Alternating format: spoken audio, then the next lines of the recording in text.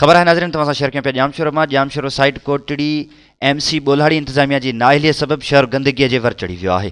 ग़ुलाम मुर्तज़ा नुहाणीअ जी report मुताबिक़ जामशोरो जे इलाइक़े कोटड़ी जे MC ॿोलाड़ी इंतज़ामिया जी नाअहलीअ सबबि 12 वार्डनि में सफ़ाई जो निज़ाम धरम भरम आहे।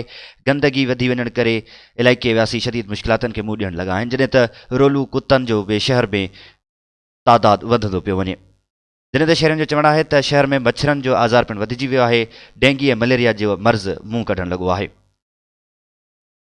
मुख़्तलिफ़ वार्डनि में गंदगीअ जे ढेरनि सबबि रोलू कुतनि ऐं मच्छरनि में वाधारो आम माण्हू सरकारी सहूलतनि खां महरूम आहिनि। MC ॿोलाड़ी जे CMO आबिद खोसो सियासी बंगले जी विंगार में पूरो आहे। मच्छरमार स्प्रे ऐं कुता मार मुहिम जहिड़ियुनि सहूलतनि खां आम रहवासी महरूम आहिनि, जंहिं करे शहरी शदीद मुश्किलातनि खे मुंहुं ॾियण ते मजबूर आहिनि। गंदगी वधण सबबि बीमारियुनि में पिणु इज़ाफ़ो थियणु लॻो आहे। नंढा वॾा सिहत जी बीमारियुनि में मुब्तला थियनि पिया, जॾहिं त MC इंतज़ामिया तरफ़ां रहवासियुनि खे मुस्बित मोट न मिलण सबबि रहवासी नाउमीदीअ जो शिकार थी विया आहिनि।